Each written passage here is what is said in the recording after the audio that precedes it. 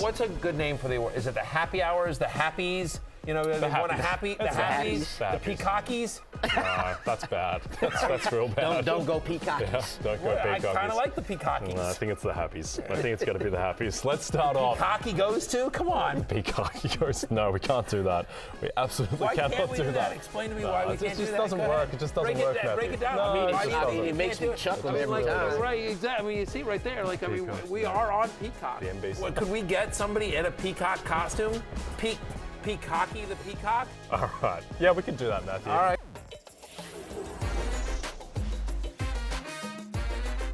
Fantasy Football Happy Hour with Matthew Berry, served by Applebee's. Well, I think we know who is going to be in the peacocky outfit, Jay Croucher. That's unbelievable. I can't believe they did that to me. Yeah. What the hell was that? You know what this is? This is, as soon as the show is over, it's an angry call to your agent. I'm not in a peacocky outfit, which, by the way, you're going to be. Yeah. But I'm just saying, like, study the fine print of your contract. I'm just. How are you feeling? How are you feeling about that name? Peacocky's 24 hours removed. I freaking love it. And by the way, like, the producers chose it to be the opening clip of today's show, the Fantasy Football Happy Hour with Matthew Berry. You are Jay Croucher. Welcome into the show. Unbelievable. They've stitched me up with that. They've absolutely stitched me up with that. Fantastic. You know, like, listen, when I joined NBC this summer, I didn't think I would be with an Australian peacock, and yet here we are. Yeah, I am. Yes, sprouting my wings. Yes, exactly. Spreading them wide. All right. Yeah, you have quite the flume.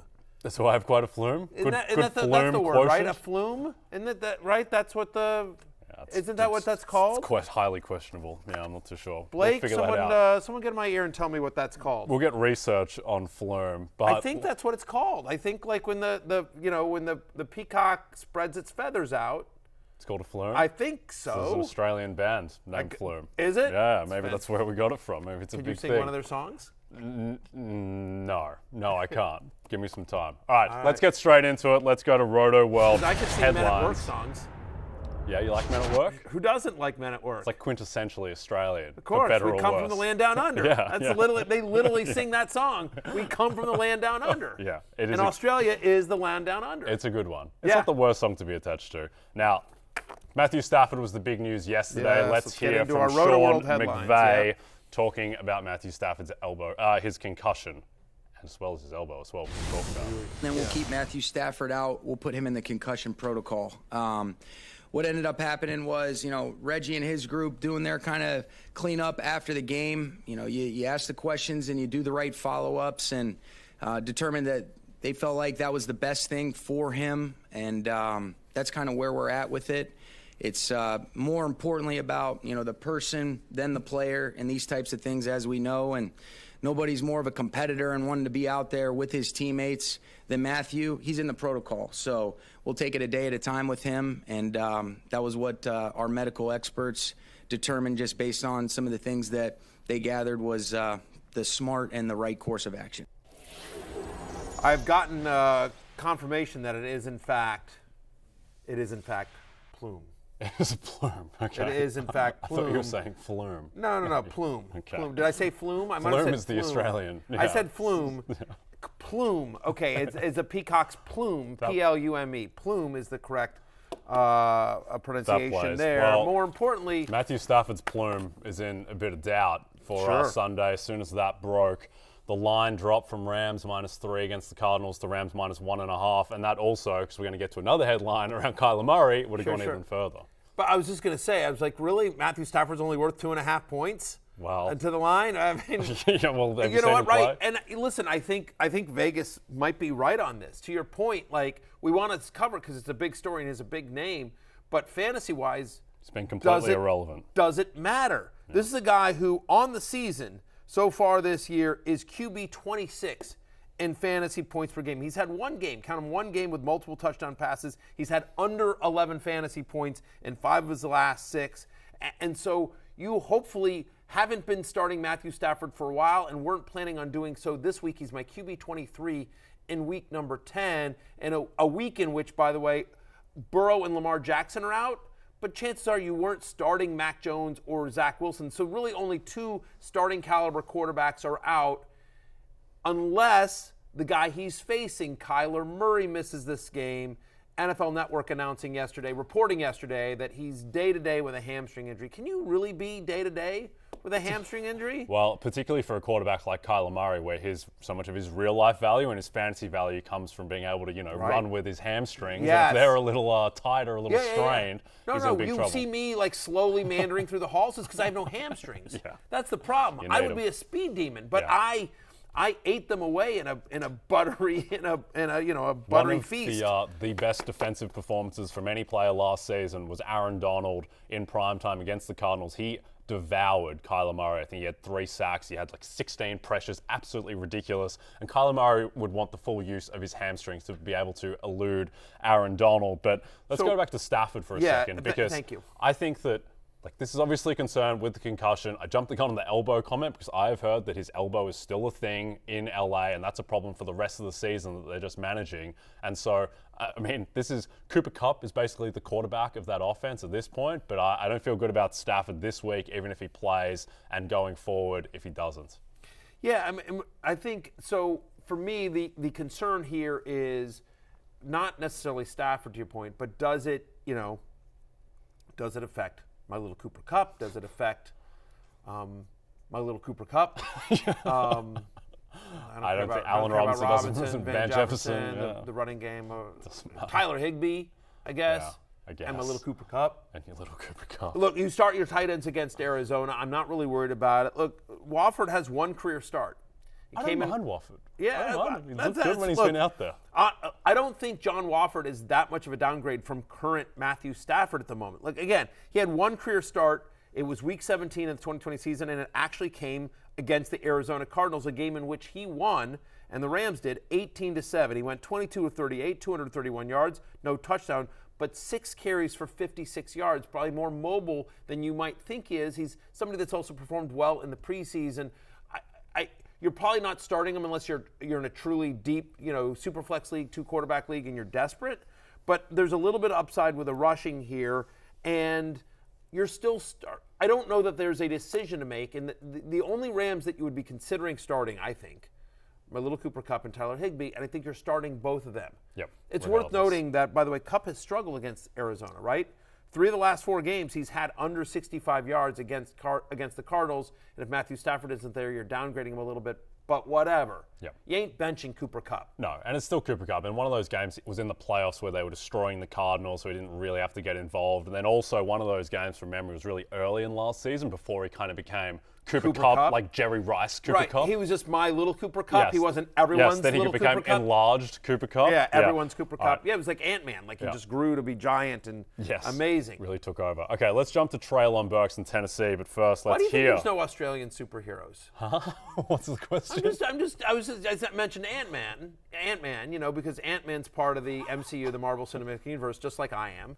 I refer to him as Ant, because I'm in the universe here. But I was just thinking about this. Like, the MCU tries to represent, all races, creeds, kinds. Yes. And I don't think there's an Australian superhero. Why do you think that is? You don't know about Captain Boomerang? You don't know about Prince Kangaroo? No. Know how superheroes are? No. They're all American superheroes. It's like Spider-Man and Batman. That's right. Inflicted Something upon to Australia. think about that. Yeah. The closest thing to an Australian Cultural superhero is hegemony. Crocodile Dundee. No, he wasn't. He definitely wasn't.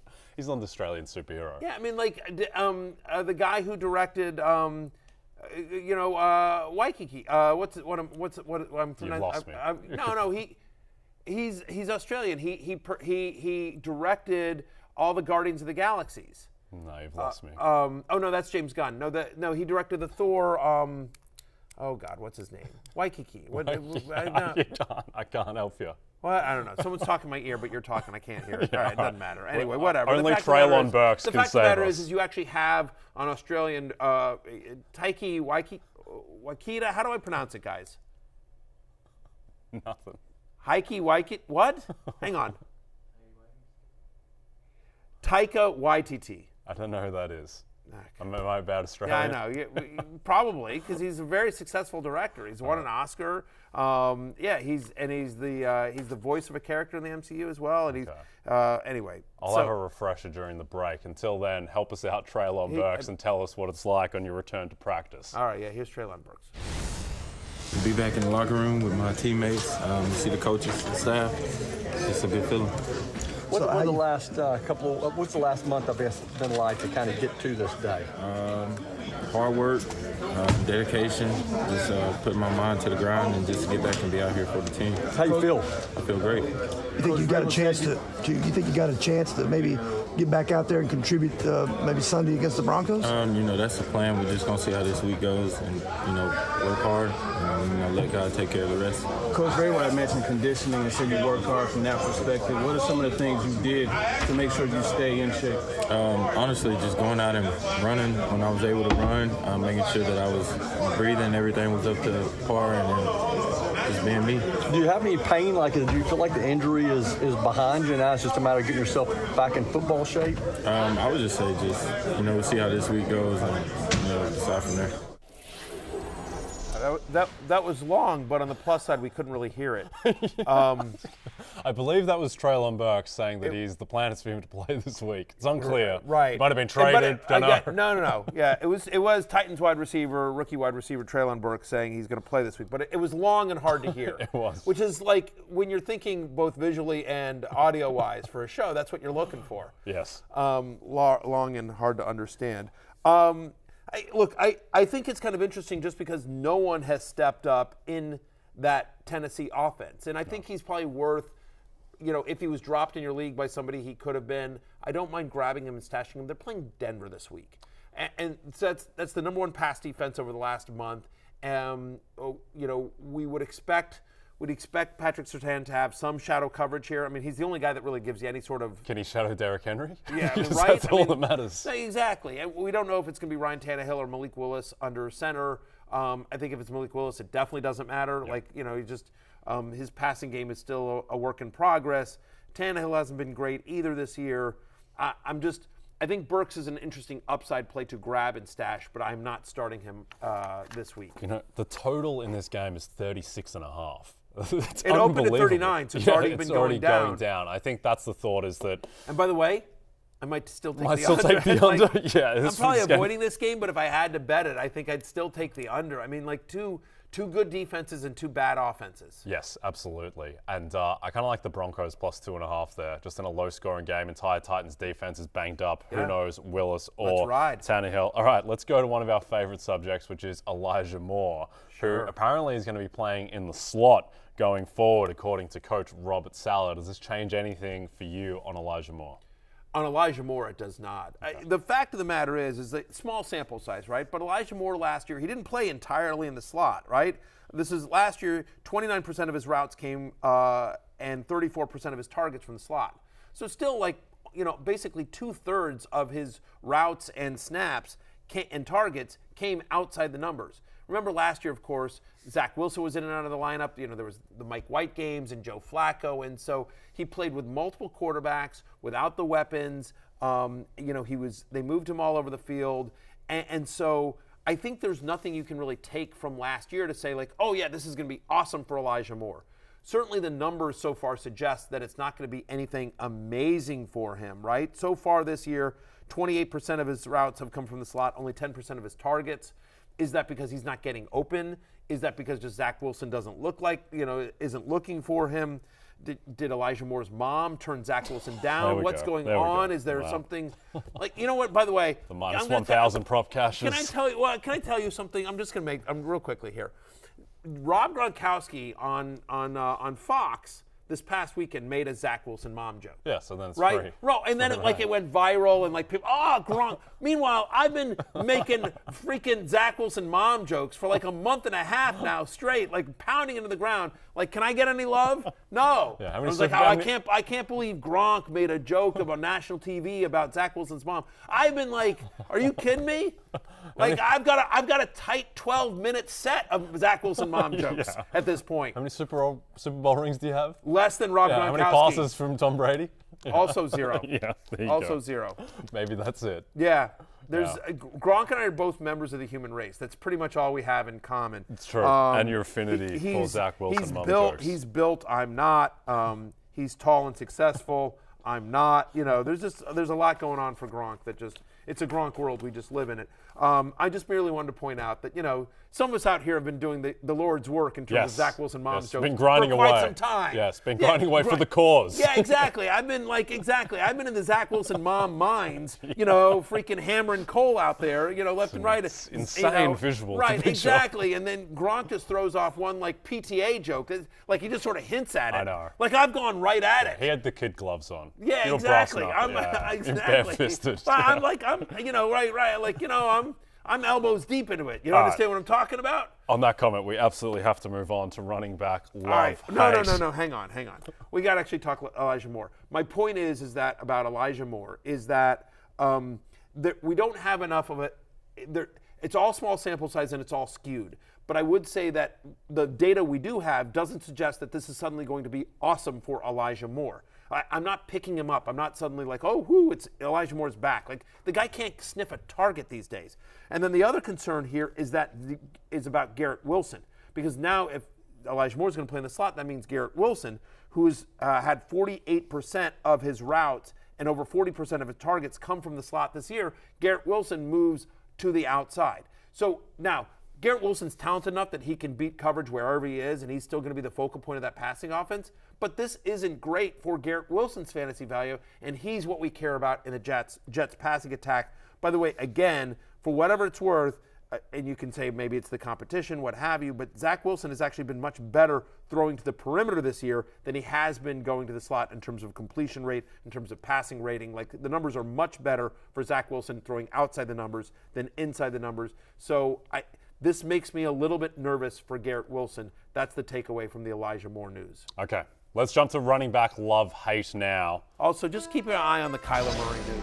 We sort of got off the rails on that one, too. Yeah. But just, we'll see if he practices today. But just have a contingency plan in case this hamstring injury for Kyler gets worse. Taika Waititi is from New Zealand. That's why I didn't know who he was. Is that what it is? Yeah, I was told in my ear that he was from Australia. He's not Australian, yeah. He directed let me get this straight. You know what? Hey, Brian Rubin, where are you? Where's Brian Rubin? Come back. All's forgiven. Because Stephen D'Agostino's producing today's show. Yeah. And Stephen, first off, put a 4.5-minute clip of Treylon Burks that you can't hear on the show, right? And then he gets in my ear and tells me that, there's an Australian that who's right. Take away. By the way, he's saying Thor is Australian. I don't think Thor is Australian. No, he is. The superhero Thor is Australian? Yeah, Hemsworth. He went to my high school. I understand the actor is Australian. Yeah, I am the saying character of Thor. I'm not sure it's of this Earth. Is he of planet Earth? No, he's not from exactly. That's my point. Okay. That's my point. It doesn't count that the actor's from Australia. Okay. Right? Doesn't right? it? I mean, like no. It should. You know what I mean? No, I mean, do we consider Ant-Man a Canadian superhero? Because isn't Paul Rudd from Canada? I think he might be. I don't know. But no. Go watch Thor. No, Thor is from another planet. Yeah. Taika Waititi directed Jojo Rabbit, which is one of my favorite films in the past 5 years. I believe he won the Oscar for that, right? I know he's nominated. He won the Oscar for it. Very talented. Yeah. He voices Korg in the MCU. Yeah. Like me, he is a part of the MCU, unlike you, because you were not a part of the MCU. I'm just saying, Thor is a part of the MCU, Ant-Man, me. It's just there's a whole Korg, there's all of us. Also like me, Taika Waititi. None of us are Australian. Taika Waititi could not tackle Dameon Pierce. This is factually correct. And Dameon Pierce is on your love list this week. Yeah. He is. Look, the workload for Dameon Pierce, what's great is, much like the Texans, much like the Atlanta Falcons, Houston doesn't care what the score is. They're going to run the ball. Dameon Pierce has had at least 20 touches and over 100 yards from scrimmage in 5 of the last 6 games. 4 different games with a double-digit target share. This didn't happen last week, but for the most part, he's been more involved in the passing game than you think. And so you're like, look, this is a guy that's had at least 20 touches in 5 of the past 6, as I've said. Well, get this. Running backs that get at least 15 touches against the New York Football Giants this year, averaging 91 scrimmage yards per game. Giants give up 6.1 yards per carry to opposing running backs over the last 4 weeks. They're 26th against the run in that time frame here. Dameon Pierce is a top 8 play for me this week. I don't care that the Giants are coming off the bye. I don't care that they're playing a little bit better. I don't care what the score is. Dameon Pierce is all that and a bag of Vegemite. bag of Vegemite. You can't put that in bags, Matthew Berry. It's very much a glass product, the Vegemite. You can put anything in a bag. That's true. Technically, you can. You've got me there. I mean, right, you know, how does Vegemite come? If I wanted to go to a store and buy Vegemite, how would it come? Yeah, it would be in a glass container. Exactly. And could I put that glass container into a bag? You could. You could. Okay, there you go. I mean, just like at some point, put up a fight. Yeah. At some point, I'm just asking you, because at this point, like I'm just knocking stuff down. At some point, make me shoot a jumper. Okay. I can't just keep dunking on you. That's all I'm asking. Make it a fight. Well, make it interesting for me here. Jerry Jones. I mean, like at some point, like I understand I'm a master debater, but at some point, Jay Croucher, I'm begging you over here. Give me something to work with here. Make me wake up. Make me try. Make me at least do a crossover dribble or something. Yeah. That's all I'm asking. Get in your bag. Yeah, exactly. Jerry Jones has been trying to put Tony Pollard in a bag and throw him out for the whole of his entire career, really. But he's still on your love list, even with Ezekiel Elliott trending in the right direction. He's had 5 different games this year with 12 or more touches, okay?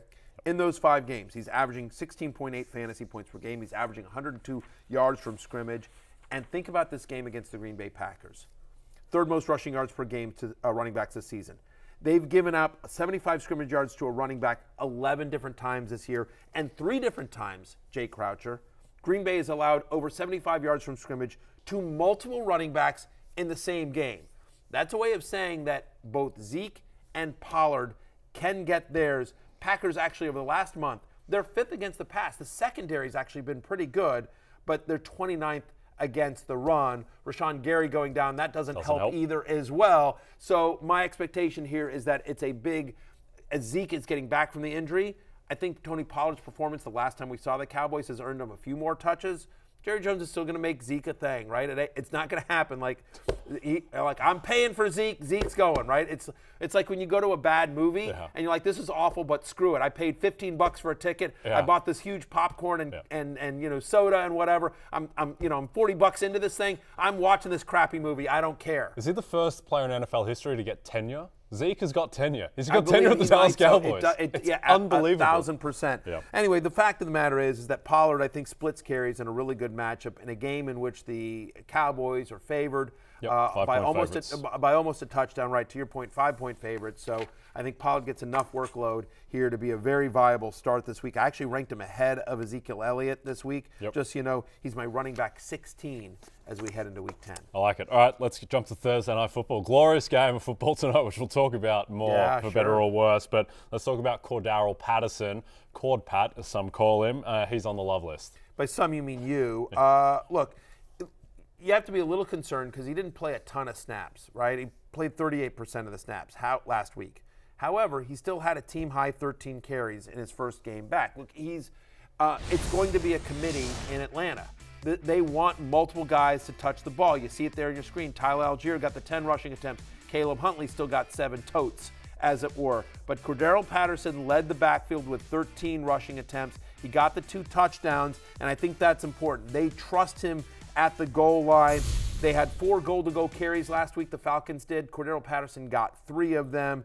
He's scored in 4 of the 5 games in which he's played this year, and this happened last year as well. He has a nose for the end zone. Arthur Smith trusts him around the end zone. What are they going to do? Throw to Kyle Pitts? No. Absolutely, God, absolutely not. No. They've got to hand off to Cordarrelle Patterson. It's a great matchup against the Carolina Panthers defense that's on a short week. Obviously, they rank bottom 5 in both rushing yards and rushing touchdowns allowed to opposing running backs this season. They just gave up, I don't know if you saw it, 5 touchdowns to Joe Mixon. I did say that last week, and now they're traveling back home on a short week here. So Cordarrelle Patterson, my running back 18. Yep, the run game has tenure in Atlanta. Let's quickly jump to some others receiving votes as we race through. Headlined by Jeff Wilson and then Deion Jackson, Rashad White, Jerick McKinnon. What do you think of these guys? Yeah, I just think Wilson's half of this backfield in Miami. We want as much of the Dolphins' offense as we can get. Browns allow the 4th most fantasy points to opposing running backs this season. I think Wilson and Mostert both viable flexes. Deion Jackson should have that Nyheim Hines role. Jonathan Taylor returned to practice yesterday. We don't know what this offense is going to look like. There's going to be a lot of running the ball. I mean, that's what you would think, because there are other options to let Sam Ehlinger pass it, and he just doesn't look ready for prime time.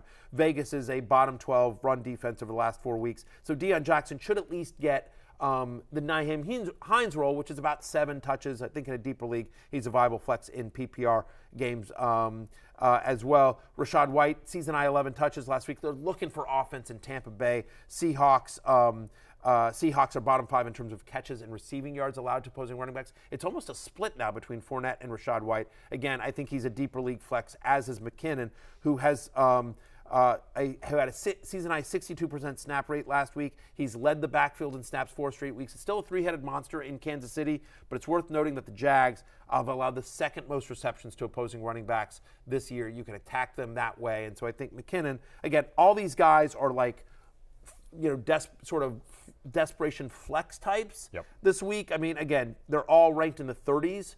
Deion Jackson, Rachaad White, Jerick McKinnon. But if you're desperate for a running back flex in a PPR league, these are guys that I think have plus matchups this week. Yep. Okay, let's jump to Haight, one of the most volatile running backs in the league right now, DeAndre Swift. He played 9 offensive snaps last week. Yeah, that 9. sounds low. It's not a lot. Yep. It's not a lot.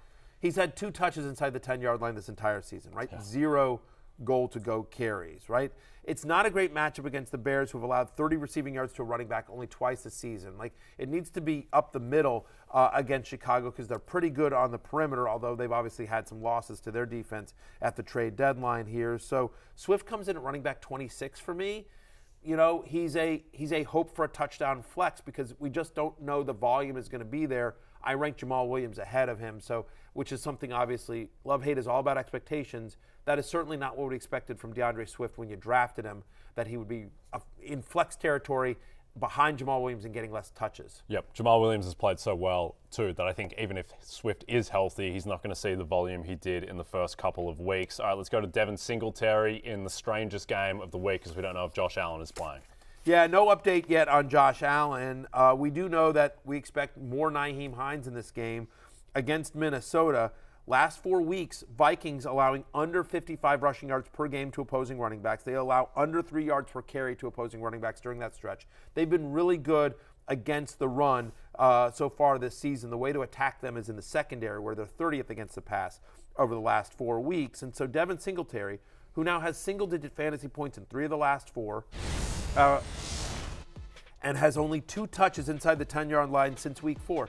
Actually, weirdly, his stock might go up if Josh Allen is to miss, because Case Keenum ain't going to run like Josh Allen, and so they may need to lean on Devin Singletary in the run game more in this game here. But, in a game in which the Bills are favored, though not nearly as much as they would be if we knew for sure that Josh Allen was starting, Singletary is merely just a flex play for me, running back 23.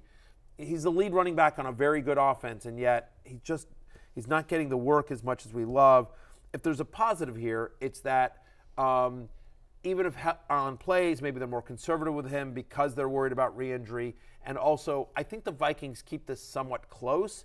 And generally speaking this year, in games in which it's been close, Singletary's been more productive than in the blowouts. Yep, bad weather in Buffalo as well, which will help that too. Line is down to 3.5. The Bills still favored on BetMGM. Let's go and close out with Melvin Gordon, who goes up this week against Australia's #1 superhero, the Tennessee Titans rushing defense. Yeah, none of that makes sense, other than the fact that the Titans are good against the run, right? Correct. Because there's nothing Australian about the Titans. You can't take an entire team. I'm Australian and I love the Titans rushing defense. It does me proud. That's the Kevin Bacon game like stretch, like you're 7 removed from that one. Here's what I will also tell you: Melvin Gordon removed from fantasy value, right? Yeah. I mean, like, he's had 2 games this year with more than 55 total yards. 2 games with over 55 total yards. You mentioned this Titans defense, Jay. They've given up 1 touchdown to an opposing running back this entire year. One touchdown. I mean, that's Chiefs gave up on the run. Gave up on it. No, I mean, that's what you have to hope for with Melvin Gordon, is that he falls into the end zone. But they have Chase Edmonds there. They have Latavius Murray. Candidly, I think Latavius Murray's been the better running back since he got to Denver. It's certainly, you're looking at a 3-headed monster. When they get in close, it's kind of a coin flip whether they use Gordon or Murray. And so you think about Tennessee, who over the last 4 weeks is allowing 37 rushing yards per game to opposing running backs. That is best in the NFL. They're the #1 rushing defense in the NFL over the last month. And so in a low-scoring game, as you mentioned, the over-under is 36. 36, yeah. Do you want a part of a 3-headed monster, in a low-scoring game? Like, no. I want no part.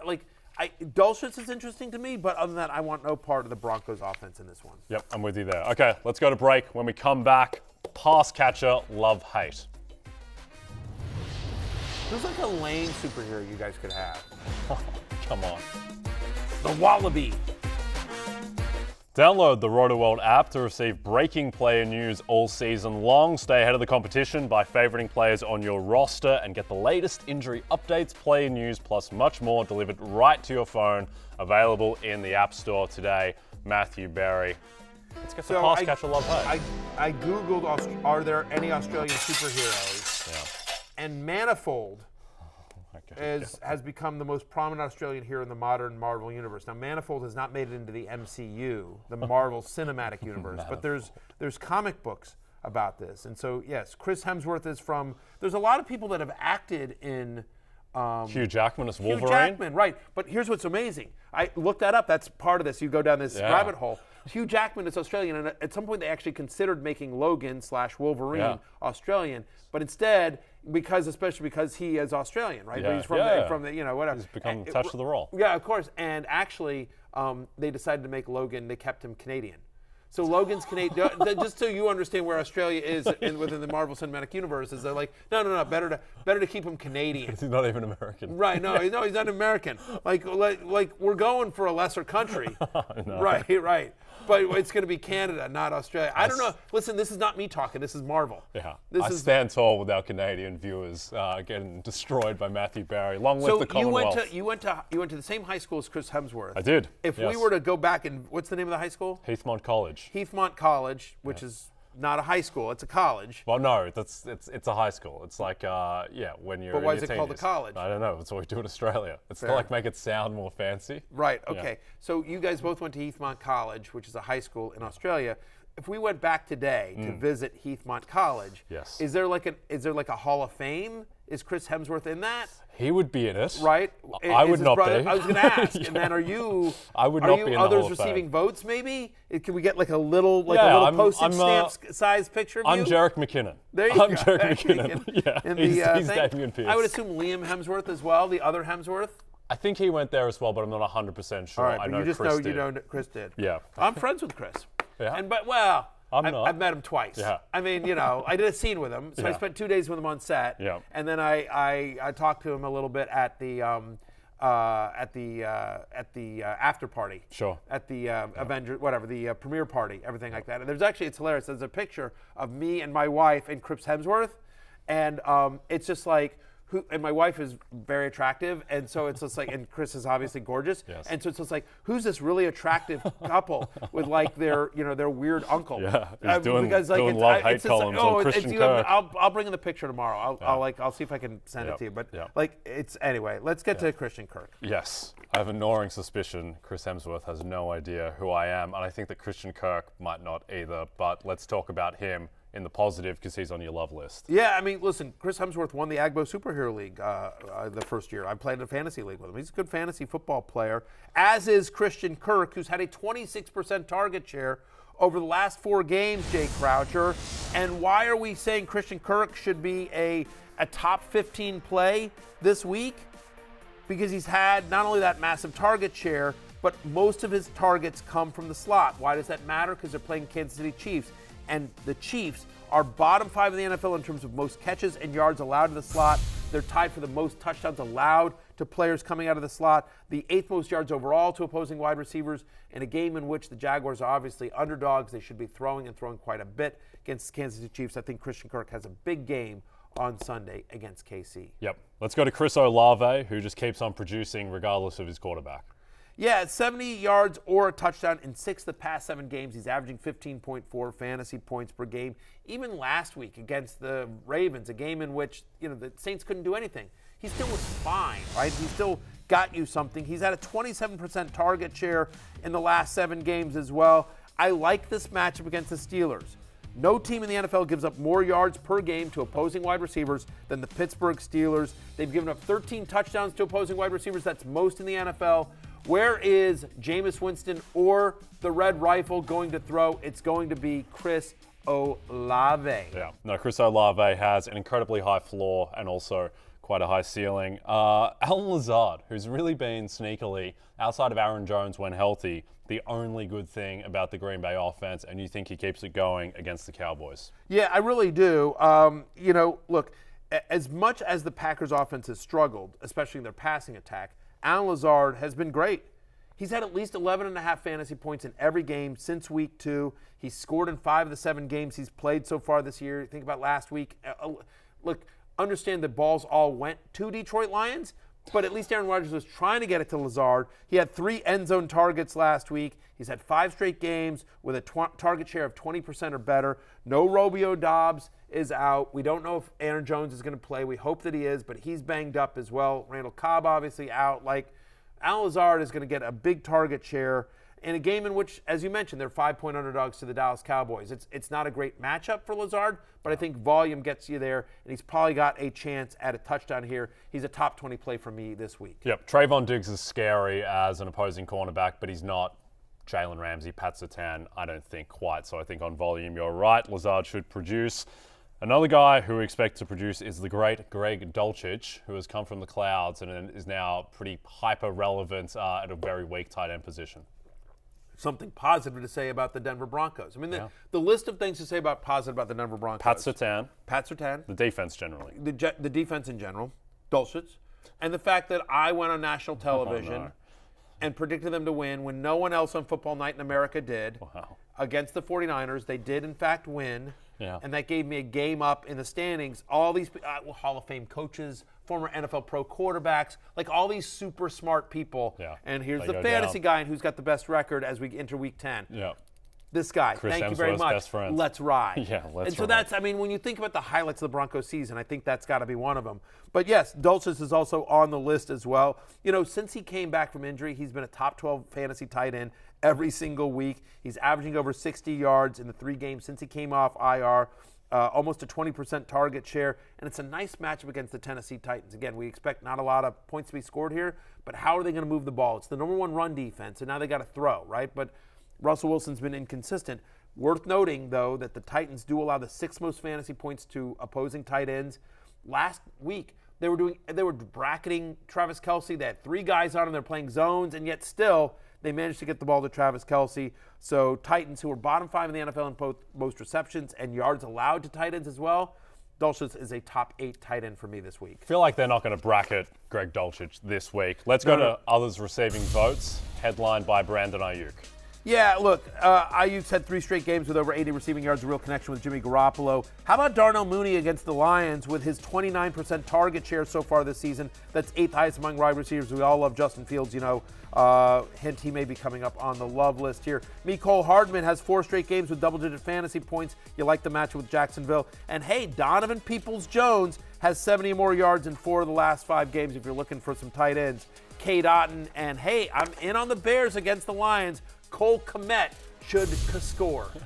That's bad. A renaissance for Cole Kmet as well. Yes. All right, let's get negative. Let's talk hate list. Who's on the hate list? Yeah, who's on the hate list? Kamari Cooper? Yes, Kamari Cooper is on the hate list. You know why? Because this game, not in Cleveland. Yes. This game is on the road, and when you think about this Miami defense, right? Xavier Howard is going to shadow Amari Cooper, and being in on the road has not been good for Amari Cooper this year. He's had 3 road games. He's averaging 5.7 fantasy points per game, where he's been averaging over 21 points in his 5 home games. And so on the road at Miami, Dolphins allowing the 8th fewest yards per game to perimeter wide receivers since week 5. You probably still have to start Amari Cooper. Let's be clear. I still have him as a, borderline wide receiver 2 this week, but given how good he's been so far this year, it's much lower than I would normally have him, given the shadow of Howard and being on the road and how well the Dolphins defense has played against perimeter wide receivers. So just the hate list is always about lowering expectations. Yep, that makes sense to me. Okay, always hate to see this name on the hate list. I know this one pains you, Terry McLaurin. Yeah, he's probably going to get Darius Slay on Monday night as a shadow. What? You don't like that? You don't like the Darius Slay matchup? No, look, he is somewhat on some level matchup proof. And let's be clear. Slay was on him in week 3 this year, a decent amount. And he had a nice game against the Eagles, 6 for 102 on 9 targets. And Taylor Heineke does look for him quite a bit, but this is a Monday night game against a division rival. Eagles are really going to get up. They've allowed the lowest catch rate to wide receivers so far this season. They're allowing the second fewest yards per game to perimeter wide receivers. I'm just nervous that, that Taylor Heineke may not be ready for prime time. He's been somewhat inconsistent. The Eagles' defense is going to be the best defense that Heineke sees all season. And so, again, you're still starting McLaurin. Like, I'm at wide receiver 22, but this is lower than I would normally have him as well. Also, by the way, you're not starting Mike Gesicki. It's the one piece of the Dolphins' offense we don't want. Browns allow the 7th fewest fantasy points to opposing tight ends. Yep. Okay, let's go to break. When we come back, quarterback love-hate headlined by one of Australia's superheroes, Justin Fields. I think Justin Fields. Was he born in Sydney? No, you do not get to take Justin Fields. Stop it. Hands off Justin Fields. I bet a lot of money on that game. Did you? I bet Notre Dame straight up. Clemson's overrated. They should have lost to Syracuse. And when they beat Syracuse, they stormed the field. And you're like, what are you doing, Clemson? Like, have some pride. You stormed the field after beating Syracuse? Like, we're terrible. You know, like, whatever. Like, we were undefeated, but we hadn't really I mean, like, have some pride. Act like you've been there before, Clemson. So when that happened, I was, oh, yeah. I made a lot of money on Notre Dame. God bless. Until I was 16 years old, I thought that Notre Dame football was Notre Dame football, because why would I know? Because I'm from Australia. Right. So, so yeah, it's still Notre Dame football to me. It's ridiculous. Notre Dame football is having a renaissance. Yeah, exactly right. All right, also having a renaissance, the renaissance man in football is Justin Fields, dead and buried after the first few weeks, now looking like the best quarterback in the league. And he's on the love list again. He's been the number 1 quarterback in fantasy like over the last 5 or 6 weeks, right? Yeah. I mean, like, he's had 5 straight games with 17 or more fantasy points since week 5. He's the 3rd best quarterback in fantasy. We talked about this like on Monday. All these people are like, oh, now he's a QB1. Like, where have you guys been? Yeah. He's been a QB1 for a month. Get on and our certainly level. This week, get on board, get on our level. That's Justin Fields talking, not me. Because, look, this is a guy who over his last 4 games has had 602 rushing yards. He's had 3 rushing touchdowns. Again, he's just an absolute fantasy beast. And now he gets the Detroit Lions, who are allowing over 20 fantasy points per game to opposing quarterbacks, 3rd most in the NFL this season. He's my number 4 quarterback. Think about what Aaron Rodgers could have done to Detroit if he'd thrown to people in Packers uniforms. Yeah. It was an interesting strategy. It was like one of those where you saw Aaron Rodgers throwing to all these Lions, and you're like, that's a bold strategy, Cotton. Let's see how it pays out.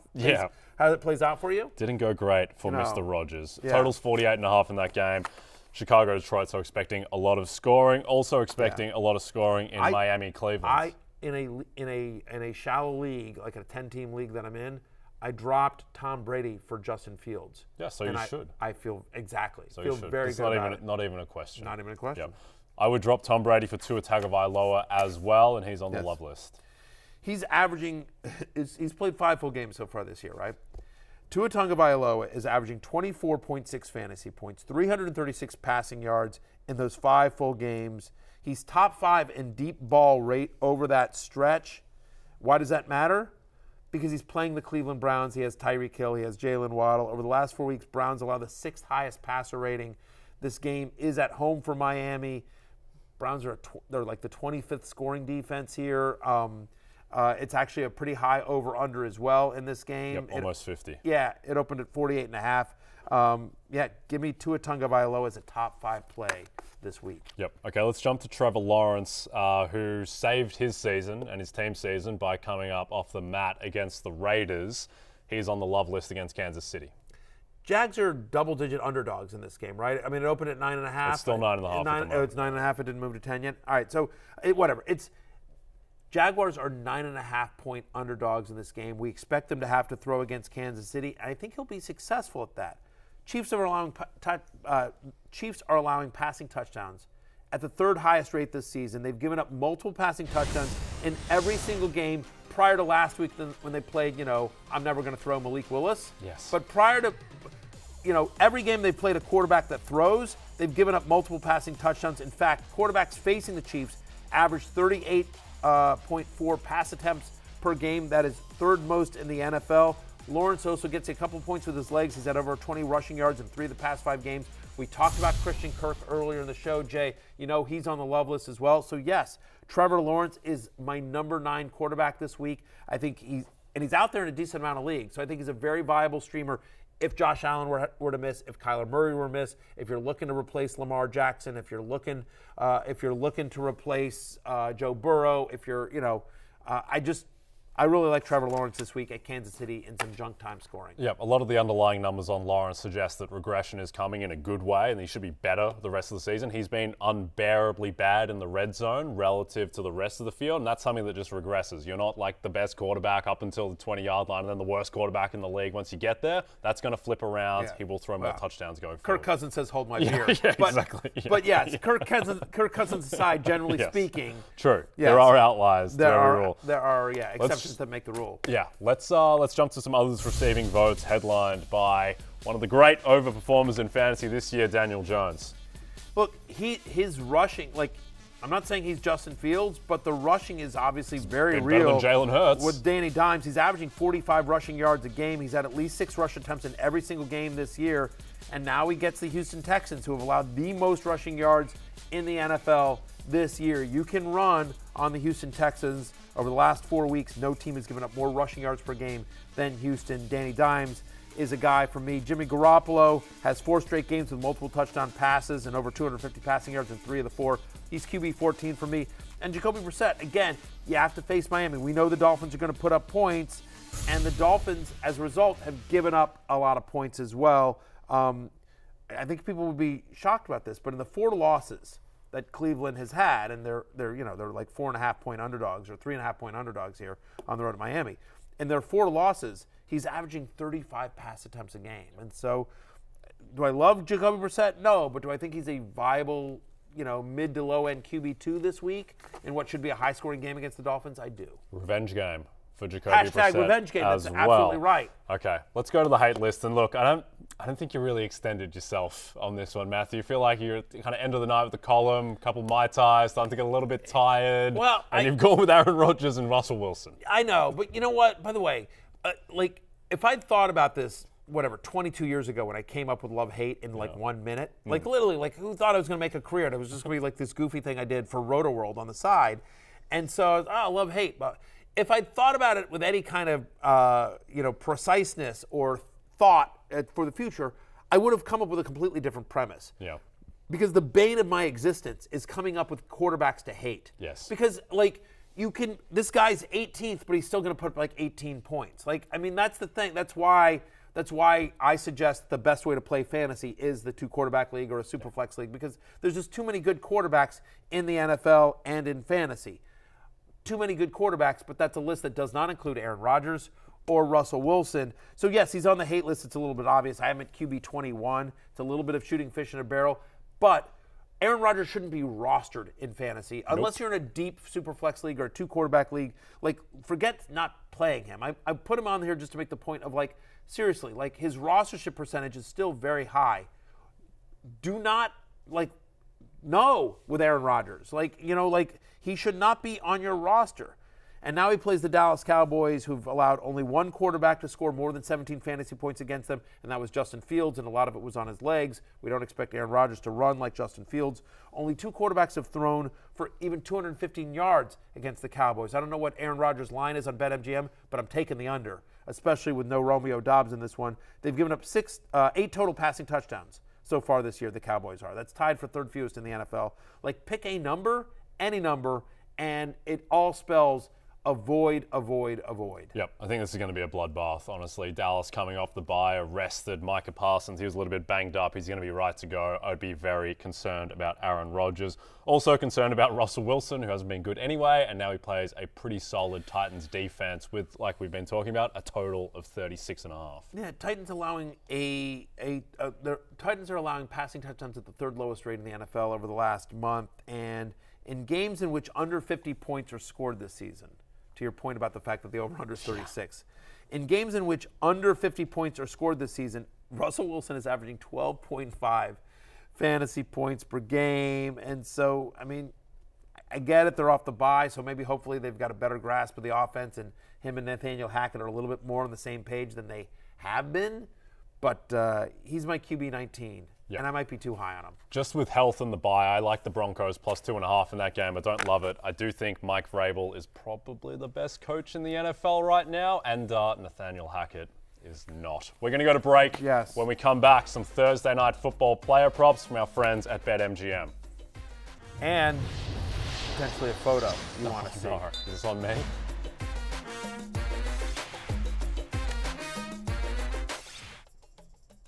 Oh, look at that, Matthew Berry. Look at that. So this you is and the my photo. classmate. Exactly. So that's me and my wife flanking Chris Hemsworth, as you can see there.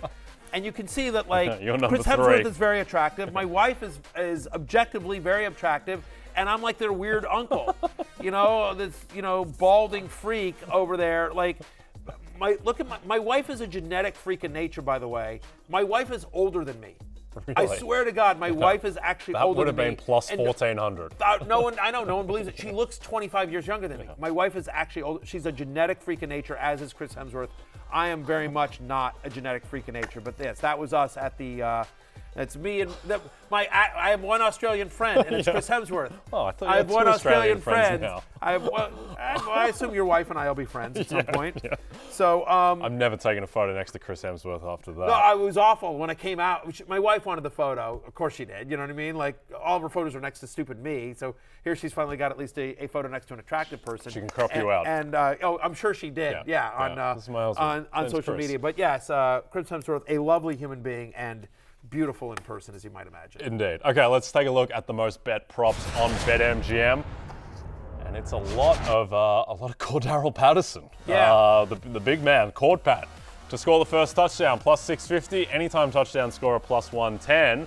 And over 54.5 rushing yards, minus 115. You like the over there, Matthew? Yeah, I like the over. I definitely like him to score a touchdown at any time. And I like it. This actually opened at 50.5, Cordarrelle Patterson rushing yards, and it keeps inching up. It keeps inching up, but we talked about he's on the love list. So if it inches up even more, I maybe want to avoid it. But I do think they want to go a little bit run heavy against that 24th ranked Carolina run defense over the last 4 weeks here. Yep. A couple other quick bets that I like here. How about Terrence Marshall Jr. over 35.5 receiving yards? Over the last 4 weeks, Falcons allow the most yards to opposing wide receivers. Marshall has beat this number each of the last 2 weeks. Since Robbie Anderson went to Arizona, he's playing 90% of the snaps. Yep. I like that one. I think that's a clear over. My best bet is, let's get a little weird, Matthew Berry, for Thursday night. A little strange game. And how about a strange bet? Let's get defensive. I think this is the first one we've done of these. Shaq Thompson, over 8.5 combined tackles and assists, plus 110. You can bet this at BetMGM. You can bet anything that you think of at BetMGM. With football these days, football betting, just anything that comes into your mind, like Shaq Thompson over, just go and bet it. Get involved in tonight's game in any way. I like the over here because he had 13 when they played 2 weeks ago. And also, Falcons, they love to run the ball all the time. A lot of tackles available against that team. So I think he will go over. The action never stops at BetMGM. So sign up now using bonus code BERRY. And your first wager is risk-free up to $1,000. Simply download the BetMGM app today or go to betmgm.com and enter bonus code BERRY to make your first wager risk-free up to $1,000.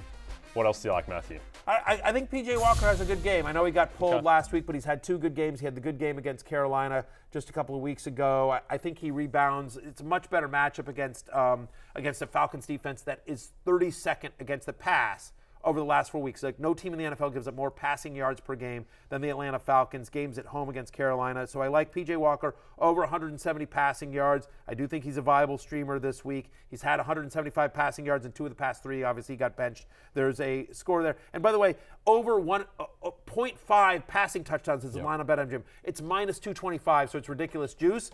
But whatever, I'm taking it. Falcons have allowed at least 1 passing touchdown in 8 of 9 games this year. I think P.J. Walker throws at least 1 tonight. All right, listen, it's closing time, so you don't have to go home, but you can't stay here. For Jay Croucher and the entire nation of Australia, I'm Matthew Berry. You don't speak for all of us. We'll see you tomorrow. Peace out. Good day, mate. Hey, it's Matthew Berry from NBC Sports and RotoWorld.com. Just want to thank you so much for watching what you just watched, or at least being too lazy to click out of it after the autoplay just kept it going. So either way, thank you so much for just letting it scroll by your screen. And now I'd like to ask you respectfully, okay, respectfully, please subscribe to the NFL on NBC YouTube channel for the latest NFL news, fantasy headlines from RotoWorld, and betting analysis from NBC Sports Edge.